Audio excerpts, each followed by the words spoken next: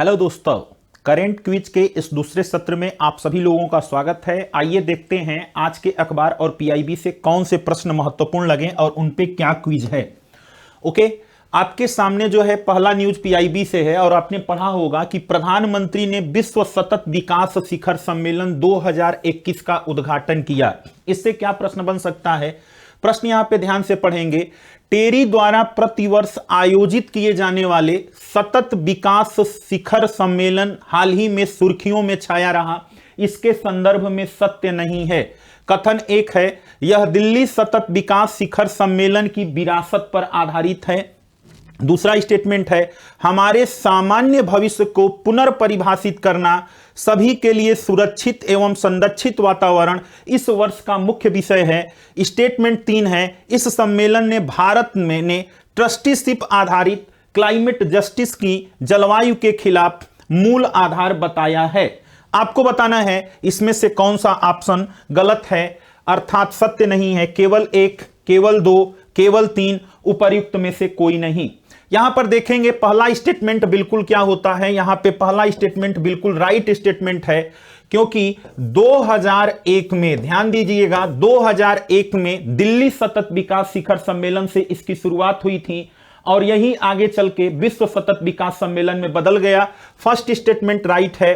हमारे सामान्य भविष्य को पुनर्स्थापित करना और सभी के लिए सुरक्षित एवं संरक्षित वातावरण का निर्माण करना, यह भी स्टेटमेंट आपका बिल्कुल सही है। और इसके उद्घाटन सत्र में वर्चुअली भाषण देते हुए प्रधानमंत्री ने क्लाइमेट जस्टिस की बात कही थी कि जलवायु परिवर्तन को लेकर जो वार्ता हो रही है उसमें हमें क्लाइमेट जस्टिस पर ध्यान देना होगा और वो क्लाइमेट जस्टिस जो होगी वह ट्रस्टीशिप पर आधारित यानी न्यासिता के सिद्धांत पर आधारित होगी। अर्थात यह स्टेटमेंट भी आपका यहां पे सही होता है, यानी जो है उपर्युक्त में से कोई भी स्टेटमेंट इसमें गलत नहीं है। डी ऑप्शन यहां पे सही होता है। आइए जान लेते हैं इसके बारे में कुछ अन्य बातों को। ध्यान दीजिएगा, यह सम्मेलन यानी जो सम्मेलन हो रहा था, यह सम्मेलन 20वां सम्मेलन है। क्या है? यह सम्मेलन 20वां है। शुरुआत कब से होती है? 2001 से इसका प्रारंभ होता है। कौन कराता है? टेरी को पहले क्या कहा जाता था? टाटा एनर्जी रिसर्च इंस्टीट्यूट के तौर पे जाना जाता था, लेकिन अब इसका नाम है the energy research institute of India. अगर आपसे पूछी जाए कि इसकी स्थापना कब हुई थी तो आपका यहां पे जवाब होगा 1974 में। ध्यान दीजिएगा, टेरी को आपका नोबेल पुरस्कार भी मिल चुका है, अर्थात इसे नोबेल मिल चुका है। हर साल फरवरी महीने में विश्व सतत विकास सम्मेलन यही संस्थान आयोजित कराता है।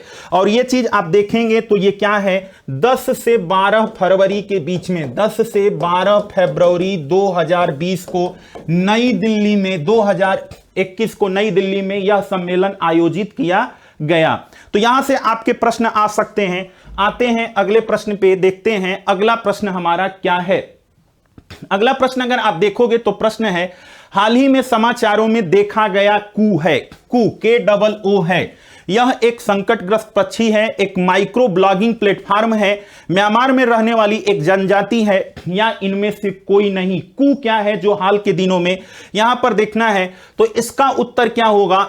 इसका राइट आंसर होगा, यह एक माइक्रो ब्लॉगिंग प्लेटफॉर्म है। जैसे ट्विटर आपका माइक्रो ब्लॉगिंग प्लेटफॉर्म है, उसी तरीके से कू भी भारत का क्या है? स्वदेशी माइक्रो ब्लॉगिंग प्लेटफॉर्म है। Government respond to Twitter blog post on hegemony grave app Koo. अर्थात इसकी शुरुआत कैसे होती है, क्यों चर्चा में है? जो है ट्विटर, आप जानेंगे ट्विटर द्वारा क्या किया गया है। ट्विटर द्वारा सरकार की बात न मानने पर, भारत सरकार की बात न मानने पर भारत सरकार द्वारा यानी गवर्नमेंट ऑफ इंडिया द्वारा क्या किया जाता है? कू को प्रोत्साहित किया जा रहा है। कू को प्रोत्साहित किया जा रहा है। यहां पर इस बात को आपको ध्यान में रखना है। और कू क्या है? माइक्रो ब्लॉगिंग जो है इंस्टीट्यूट है, यानी यह एक प्रकार का ऐप है। जैसे ट्विटर है, उसे भारत सरकार ने कुछ निर्देश दिए थे जिसे फॉलो करने से उसने इनकार कर दिया, तो भारत सरकार की तरफ से उसके स्वदेशी वर्जन को क्या किया गया? चलाने की बात की गई। अब यहां पे जान लेते हैं कू के बारे में। ध्यान दीजिएगा, कू जो है भारत में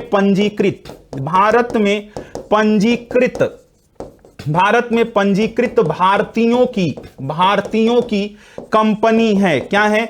भारतीयों की कंपनी है। अगस्त 2020 में यह ऐप, यानी यह ऐप है, यह ऐप गूगल प्ले स्टोर पर आया था।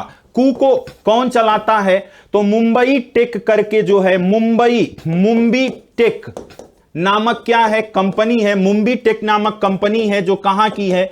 बंगलुरु की कंपनी है। और यही कंपनी इसकी क्या है? संस्थापक है। अगर इसके संस्थापक को देखा जाए तो आपसे अगर पूछा जाए कि कू का संस्थापक कौन है, तो याद रखिएगा, एक है अप्रमेय राधाकृष्णन। कौन है? अप्रमेय राधाकृष्णन इसके संस्थापक हैं। और इसके साथ बिंदुवटका जो है वो भी इसके संस्थापक हैं। तो दो लोग इसके संस्थापक हैं। भारत में रजिस्टर्ड कंपनी है और इसे भारत जो है क्या कर रहा है? भारत की सरकार इसे आगे बढ़ा रही है।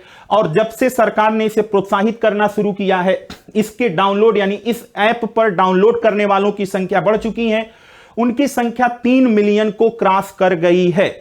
ओके, ध्यान यहां पर यह भी बात देंगे कि जो आत्मनिर्भर इनोवेशन चैलेंज आयोजित किया गया था, आत्मनिर्भर भारत इनोवेशन चैलेंज, आत्मनिर्भर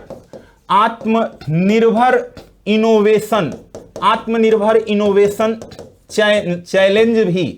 चैलेंज इसने क्या किया था? इसी कंपनी ने जीता था। किसने?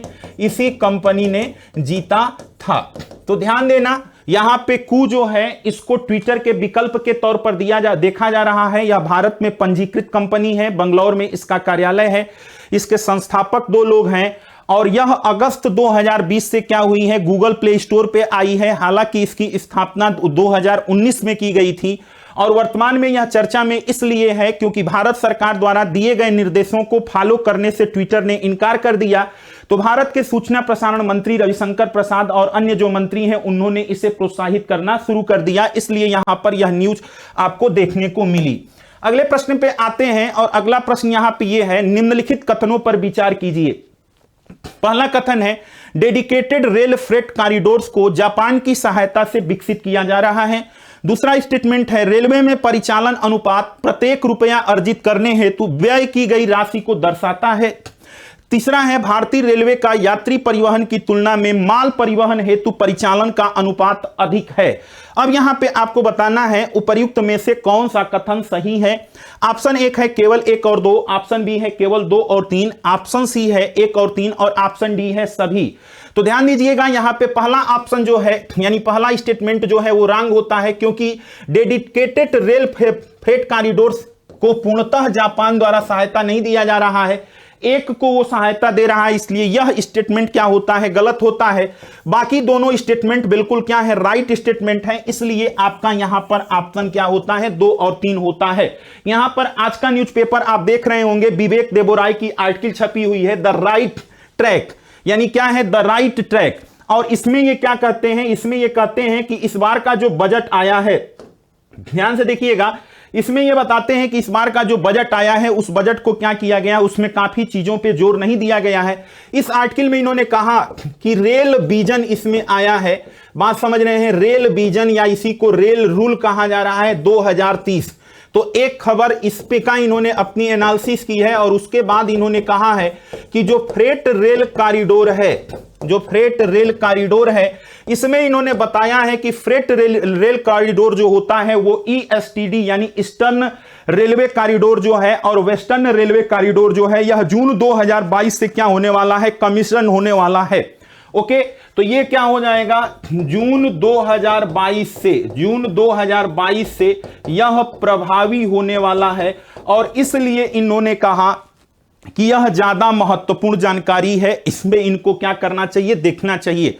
और इस पे पूरी आर्टिकल है। विवेक देबोराय, आपको पता होगा कि पहले नीति आयोग के सदस्य थे और विवेक देबोराय की सिफारिश के आधार पर भी रेलवे बजट का आम बजट में विलय कर दिया गया था, उन्हीं की यह आर्टिकल है। और चूंकि जून 2022 से क्या होने जा रहा है? दिल्ली मुंबई इकोनॉमिक कॉरिडोर जो है उसका कार्य पूरा होने जा रहा है, और आपका ईस्टर्न कॉरिडोर और वेस्टर्न, ये दो कॉरिडोर होते हैं, ये पूरा होने जा रहे हैं। अतः इसलिए ये क्या हो जाता है, आपके लिए इंपॉर्टेंट हो जाता है। थोड़ा सा यहां पे इसको समझ लेते हैं कि ये होता क्या है, बात समझ रहे हैं। तो डेडिकेटेड फ्रेट कॉरिडोर को हम क्या करते हैं, समर्पित माल भाड़ा रेलवे गलियारा, क्या बोलते हैं, समर्पित रेलवे गलियारा। यह मुख्य रूप से क्या होता है, ध्यान दीजिएगा, इसकी विशेषता क्या होती है कि इसकी उच्च गति होती है, यानी तीव्र गति, क्या होती है, तीव्र गति का, और दूसरी चीज क्या होती है, उच्च भार वहन वाला। ध्यान देना, उच्च भार वहन वाला क्या है, जो है यह समर्पित ढुलाई, यानी जिसमें क्या होगा, समर्पित ढुलाई रेल कॉरिडोर है। क्या है, रेल कॉरिडोर है। यह चीज आपको यहां पर ध्यान देना है कि समर्पित जो है किस चीज की ढुलाई होगी यहां पे, तो आपको याद रखना है गुड्स की, यानी वस्तुएं, और फिर आपका क्या होता है, कमोडिटीज की, किसकी, कमोडिटीज की ढुलाई के लिए ये क्या है, समर्पित गलियारा है, जो कब कमीशन होने जा रहा है, यानी 2022 जून से यह प्रभाव में आने जा रहा है। अब इसके बारे में कुछ और चीजों को जान लेते हैं कि इसमें क्या क्या चीजें हैं। तो रेल फ्रेट कॉरिडोर की अगर बात की जाए, डेडिकेटेड रेट फ्रेट कॉरिडोर की बात अगर हम करें, तो यहां पर ध्यान देना, दो जो है कोर आएंगे, यहां पे दो चीजें यहां पे आने वाली हैं। एक आपका आने वाला है ईडीएफसी, क्या होने वाला है, ईडीएफसी, और दूसरा आपका होने वाला है, दूसरे को अगर देखा जाए तो वो क्या होता है, डब्ल्यूडीएफसी। क्या होता है, डब्ल्यूडीएफसी। तो ये क्या है, east dedicated freight corridor, east dedicated freight corridor, और ये है वेस्ट डेडिकेटेड फ्रेट कॉरिडोर। इसी को क्या कहा जाता है, इसी को बोला जाता है अमृतसर। ध्यान देना, यही आपका क्या है, अमृतसर, यानी ये अमृतसर में जो है, अमृतसर से कोलकाता कॉरिडोर इसे कहा जाता है। क्या है, यह अमृतसर कोलकाता कॉरिडोर है, और इसी को जो है डब्ल्यूडीएफसी जो है, इसे बोला जाता है दिल्ली मुंबई कॉरिडोर। क्या बोला जाता है, दिल्ली मुंबई आर्थिक कॉरिडोर। तो ये दो कॉरिडोर हैं, एक वेस्टर्न में है, एक ईस्टर्न में है। अगर अमृतसर कोलकाता कॉरिडोर की बात की जाए तो यह कहां से कहां तक है, ध्यान दीजिएगा, यह पंजाब के लुधियाना से, पंजाब में जो आपका लुधियाना शहर है, तो पंजाब के लुधियाना शहर से कहां तक जाएगा, पश्चिम बंगाल के, ध्यान देना, पश्चिम बंगाल के दुनकुनी नामक स्थान तक जाएगा। कहां तक, दुनकुनी नामक स्थान तक जाएगा, पंजाब से पश्चिम बंगाल तक ये है। और दिल्ली मुंबई कॉरिडोर की बात की जाए तो यह आपके दादरी से, जो दादरी उत्तर प्रदेश में पड़ता है, तो उत्तर प्रदेश के दादरी से आपके महाराष्ट्र के जवाहरलाल नेहरू बंदरगाह तक, कहां तक, महाराष्ट्र के जवाहरलाल यानी JL नेहरू पोर्ट तक यह जाएगा। तो ये दो कॉरिडोर हैं, ध्यान दीजिएगा, एक शुरू हो रहा है कहां से, उत्तर प्रदेश के दादरी से, समाप्त कहां हो रहा है, जवाहरलाल नेहरू पोर्ट पे।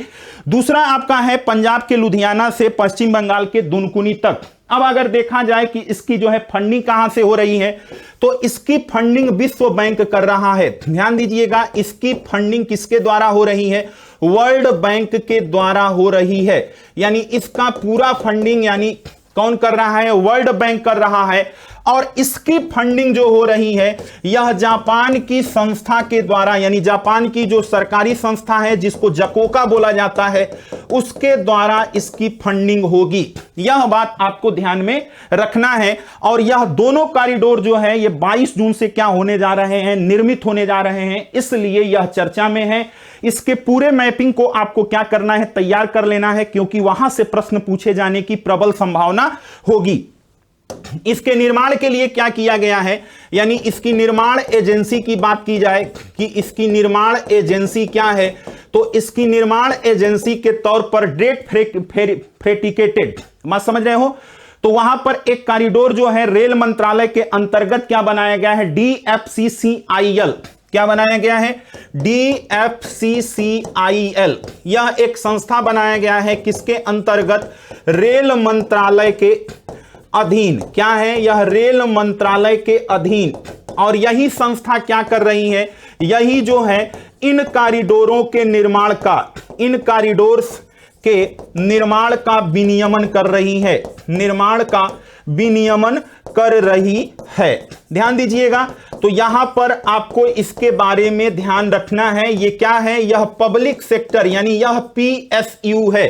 तो अगर आपसे पूछा जाए कि इसका निर्माण कौन करा रहा है, तो याद रखना DFCCIL यानी date dedicated corridor corporation of India limited, जो भारत सरकार यानी कि रेल मंत्रालय के अधीन एक PSU के रूप में पंजीकृत है और यही इसके पूरे निर्माण के कार्य को संपादित कर रही है। तो यहां पर आपको इतनी जानकारी जो दी जा रही है, यह आपके परीक्षा के पॉइंट ऑफ व्यू से क्या है, महत्वपूर्ण है। आगे हम लोग चलते हैं और आगे देखते हैं अगला प्रश्न हमारे सामने क्या है। अगला प्रश्न है, अंतर्राष्ट्रीय अपराध न्यायालय के संदर्भ में निम्नलिखित कथनों में से सही कथन का चयन करें। पहला स्टेटमेंट है, यह रोम संविधि नामक एक अंतर्राष्ट्रीय संधि द्वारा शासित है। दूसरा स्टेटमेंट है, इसका मुख्यालय जेनेवा में स्थित है। सी है, भारत इसका सदस्य है। और डी है, हाल ही में ICC इजराइल के पक्ष में यानी international court justice of court ने क्या किया है, इजराइल के पक्ष में फैसला सुनाया है। अब आपको बताना है इसमें से सही कथन कौन है। तो ध्यान दीजिएगा, इसका मुख्यालय जेनेवा में नहीं है। पहली चीज, इसका मुख्यालय कहां पर है, हेग में है। हेग जो है आपके नीदरलैंड में पड़ता है, तो इसका मुख्यालय नीदरलैंड के हेग शहर में अवस्थित है। भारत इसका सदस्य नहीं है, इजराइल भी इसका सदस्य नहीं है, इसलिए यहां पे आपका राइट आंसर क्या होता है, आपका राइट आंसर यहां पे यह रोम संविधि नामक संधि से इसकी स्थापना हुई थी। अब यहां पे जान लेते हैं कि ये क्यों चर्चा में है। ध्यान देंगे यहां पे 7 फरवरी को, कब, 7 फरवरी को ICC ने, जो आपका ICC है, ICC ने क्या किया, फिलिस्तीन मुद्दे पर, बात समझ रहे हो, फिलिस्तीन मुद्दे पर, जो फिलिस्तीन की समस्या है, फिलिस्तीन मुद्दे पर इजराइल के खिलाफ, इजराइल के खिलाफ क्या किया है, इजराइल के खिलाफ फैसला दिया, इजराइल के खिलाफ फैसला दिया। जब इसका फैसला आया था तो इस फैसले का विरोध करने के लिए, ध्यान दीजिएगा, इजराइल के प्रधानमंत्री ने, इजराइल के प्रधानमंत्री द्वारा भारत के प्रधानमंत्री को अर्थात भारतीय PM को पत्र लिखकर ICC के निर्णय का विरोध करने का आग्रह किया गया था। क्या किया गया, विरोध करने का आग्रह किया गया। बात समझ रहे हैं, वहां के प्रधानमंत्री हैं कौन, नेतन्याहू। तो उन्होंने जो है भारत के प्रधानमंत्री को पत्र लिखा और उन्होंने कहा था कि भारत और जो है इजराइल यह ग्रेट फ्रेंड हैं, यानी दोनों महान दोस्त हैं। और उन्होंने कहा कि फिलिस्तीन पे जो ICC ने हमारे खिलाफ फैसला दिया है, आप क्या करिए, आप उसकी आलोचना कीजिए। भारत ने इस पे आलोचना करने से क्या किया है, भारत द्वारा आलोचना नहीं की गई है। ध्यान देना, भारत द्वारा आलोचना नहीं किया गया और यह कहा गया, नहीं किया गया और यह तर्क दिया गया कि भारत चूंकि ICC का सदस्य नहीं है, इसलिए उसके फैसले के ऊपर कमेंट करना सही नहीं होगा। तो यहां पर इजराइल के कहने के बावजूद भी भारत ने क्या किया है, ICC के फैसले का समर्थन नहीं किया है, अर्थात उसका विरोध नहीं किया है इजराइल के कहने के बावजूद। और इसके चलते यह मुद्दा क्या है, चर्चा में है। अब यहां पे देख लेते हैं कि ICJ क्या है, थोड़ा सा इसके बारे में आपको जान लेना है कि ICC क्या है। ध्यान दीजिएगा, इसकी स्थापना कब हुई थी, तो इसकी स्थापना 1945 में हुई थी। इसने कार्य प्रारंभ कब से किया, तो कार्य प्रारंभ की जब बात आएगी तो ध्यान दीजिएगा 1946 में है। ध्यान दीजिएगा, यह यूनाइटेड नेशन के 6 प्रमुख अंगों में से एकमात्र ऐसा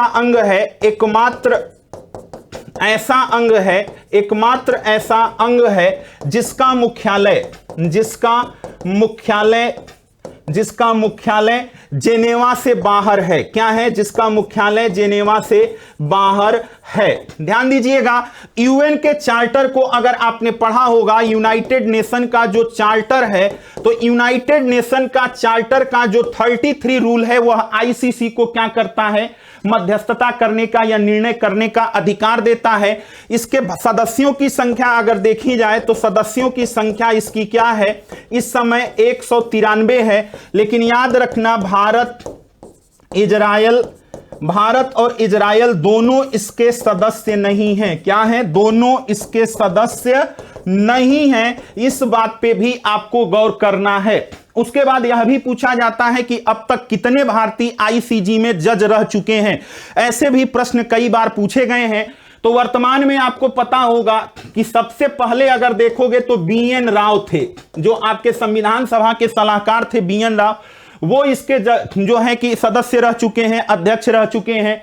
फिर उसके बाद आपके क्या आते हैं? नागेंद्र सिंह आते हैं, यह भी इसमें क्या रह चुके हैं? जज रह चुके हैं।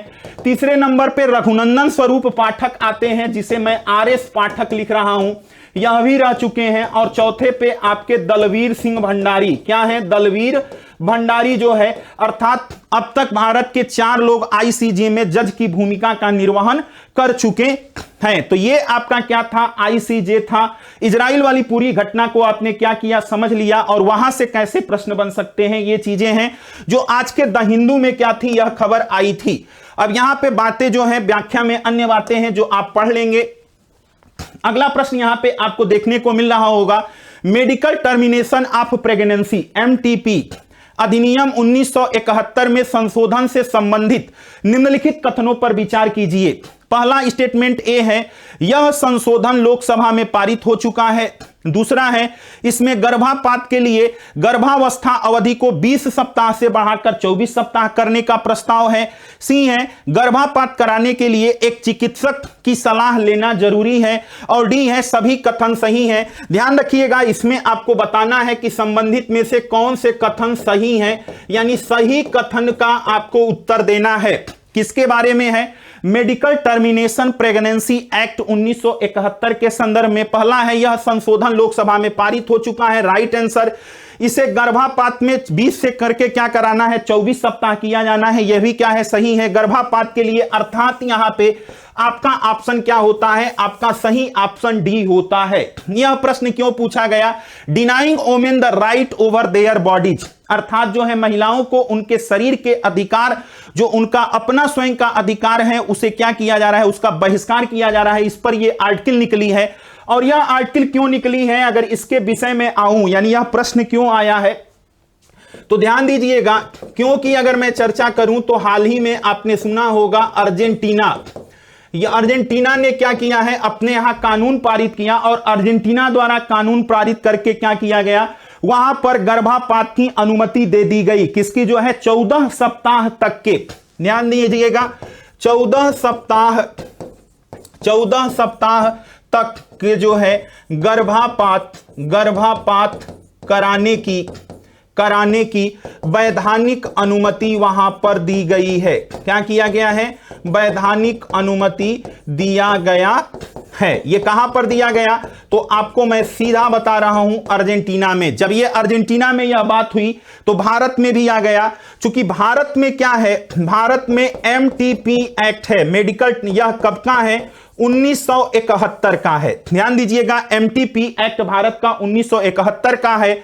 और इसका संशोधन जो विधेयक है, संशोधन विधेयक सदन में क्या है?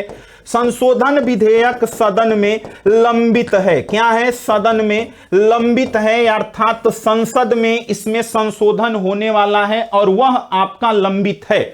क्या सदन संशोधन होने वाला है? यानी एमटीपी 1971 का जो संशोधन विधेयक है, उस संशोधन विधेयक की प्रमुख बातें क्या हैं?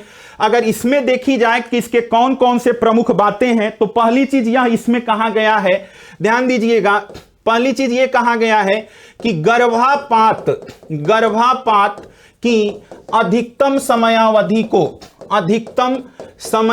को अधिकतम समयावधि को क्या किया जाए, समयावधि को 20 सप्ताह से बढ़ाकर 20 सप्ताह से 24 सप्ताह कर दिया जाए, 20 सप्ताह से 24 सप्ताह कर दिया जाए।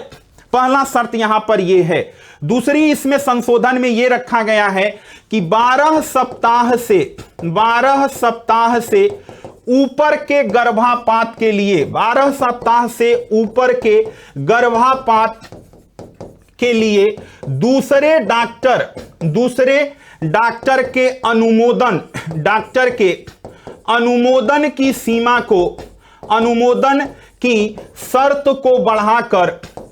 को बढ़ाकर क्या कर दिया जाए, 20 सप्ताह कर दिया जाए, 20 सप्ताह कर दिया जाए। मतलब क्या है यहां पे कि अभी तक यह था कि आप 12 सप्ताह से ऊपर का अगर गर्भपात कराते हैं तो आपको 2 डॉक्टरों से, जिसकी देखरेख में आपका इलाज चल रहा है वो, और उसके अलावा एक अन्य स्पेशलिस्ट से अनुमति लेने के बाद ही आप 12 सप्ताह से ऊपर का गर्भपात करा सकते थे। उसमें यह कहा गया कि दूसरे डॉक्टर की जो सलाह की आवश्यकता है इसको 12 से बढ़ाकर क्या कर दीजिए, 20 सप्ताह।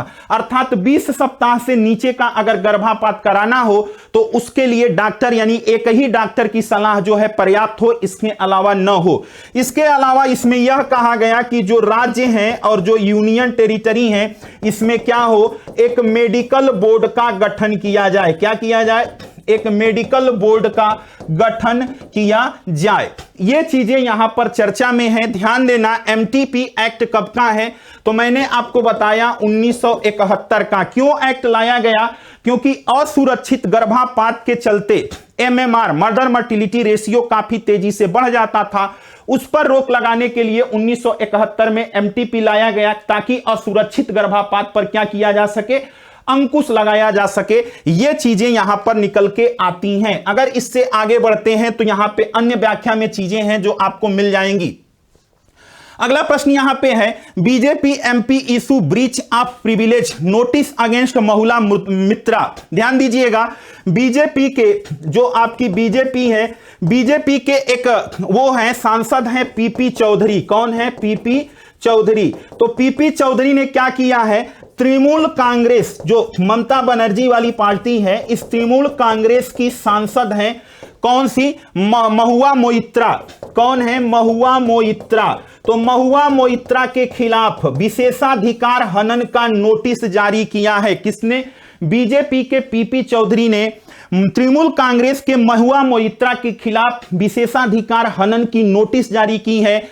कब यह घटना हुई थी, तो जब राष्ट्रपति के ऊपर धन्यवाद प्रस्ताव चल रहा था। तो धन्यवाद प्रस्ताव के दौरान, प्रस्ताव पर जो मोइत्रा हैं इनके ऊपर आरोप है कि इन्होंने जो जज होते हैं, जज के ऊपर क्या किया है, जज के ऊपर कमेंट किया है। और जज के ऊपर कमेंट करना, ध्यान से अगर आपने भारतीय संविधान के अनुच्छेद को पढ़ा होगा तो वह अनुच्छेद अगर आप 121 पढ़ेंगे तो भारतीय संविधान के अनुच्छेद 121 में कहा गया है कि संसद की किसी भी कार्यवाही में किसी भी रिटायर्ड न्यायाधीश या न्यायाधीश के कार्यों के ऊपर कोई भी नकारात्मक कमेंट नहीं किया जाएगा। जबकि महुआ मोइत्रा पे इस बात का आरोप लगाया गया है कि उन्होंने धन्यवाद प्रस्ताव के दौरान जज के चरित्र और उसकी कार्यशैली पर नकारात्मक टिप्पणी की थी और इसी आधार पर पीपी चौधरी ने क्या किया, उनके खिलाफ विशेषाधिकार हनन की नोटिस जारी की और जो अभी अध्यक्ष के पास क्या है, विचाराधीन है। और इसके चलते आपके विशेषाधिकार के संबंध में क्या हो जाता है, इंपॉर्टेंट हो जाता है। तो आइए इस प्रश्न को देखते हैं। संसद के सदस्यों के विशेषाधिकार के संबंध में निम्नलिखित कथनों पर विचार कीजिए। पहला स्टेटमेंट है, यह विशेषाधिकार प्रकृति में सामूहिक और व्यक्तिगत दोनों प्रकार के होते हैं। दूसरा स्टेटमेंट है, अनुच्छेद 105 इन अधिकारों का क्या है, मूल स्रोत है। उपयुक्त में से कौन से कथन सही हैं? पहला है केवल एक, दूसरा है केवल दो, तीसरा है दोनों और चौथा है यानी डी ऑप्शन है न तो एक न ही दो। अगर आप इसको ध्यान से देखोगे तो यहां पे आपका राइट आंसर हो जाएगा दोनों। क्योंकि विशेषाधिकार जो होता है वह दोनों प्रकार का होता है, सामूहिक भी होता है और व्यक्तिगत भी होता है। और उसके बाद अनुच्छेद 105 में क्या है, इसकी चर्चा भी की गई है। अगर आप देखोगे तो संसदीय विशेषाधिकार जो है सामूहिक विशेषाधिकार भी होता है, व्यक्तिगत भी होता है। भारतीय संविधान के अनुच्छेद 105 में इसकी बात की गई है। अगर संसदीय विशेषाधिकार उस प्रकार के विशेषाधिकार होते हैं या छूटें होती हैं जो संसद के दोनों सदनों के सदस्यों को प्राप्त होती हैं ताकि वो अपने कार्यों को स्वतंत्र होकर कर सकें और उनके ऊपर किसी प्रकार का दबाव न हो, इस उद्देश्य से उन्हें दिया जाता है। प्रश्न ये पूछा जाता है कि क्या अटॉर्नी जनरल को यह अधिकार प्राप्त है? तो ध्यान रखिएगा, भारत के महान्यायवादी और केंद्रीय मंत्रियों को भी ये अधिकार मिलते हैं, बशर्ते कि वो संसद की बैठकों में क्या ले रहे हो, भाग ले रहे हो। तो जब संसद की बैठक में भारत का महान्यायवादी और मंत्री भाग लेगा उस समय वह विशेषाधिकार का लाभ मिलेगा उसे। उसके बाद है, परंतु यह अधिकार, ध्यान देना, राष्ट्रपति के लिए नहीं है, अर्थात प्रेसिडेंट को यह अधिकार नहीं मिला हुआ है, जबकि वह भी जो है क्या होता है, संसद का एक हिस्सा होता है। अगर आगे देखा जाए तो सामूहिक विशेषाधिकार वह अधिकार हैं जिन्हें संसद के दोनों सदनों को सामूहिक रूप से प्राप्त करते हैं। व्यक्तिगत विशेषाधिकार वो हैं जिनका उपयोग संसद व्यक्तिगत रूप से करते हैं। जब कोई व्यक्ति या प्राधिकारी किसी संसद सदस्य की व्यक्तिगत और संयुक्त क्षमता में इसके विशेषाधिकारों, अधिकारों और उन्मुक्तियों का अपमान या उन पर आक्रमण करता है तो इसे विशेषाधिकार हनन कहा जाता है। क्लियर? तो ये जो है चीजें आपके लिए इंपॉर्टेंट थी और आज के न्यूज़पेपर और पीआईबी से मुझे ये प्रश्न इंपॉर्टेंट लगे, इसलिए यह प्रश्न आपके सामने लाया गया। आपको करंट क्विज की यह श्रृंखला कैसी लग रही है, फीडबैक जरूर दीजिएगा। आपके कमेंट की प्रतीक्षा में आज के इस सत्र को यहां पे विराम देते हैं। मिलते हैं पुनः करंट क्विज के दूसरे सत्र में, तब तक के लिए आप सभी लोगों को धन्यवाद। Thank you all of you.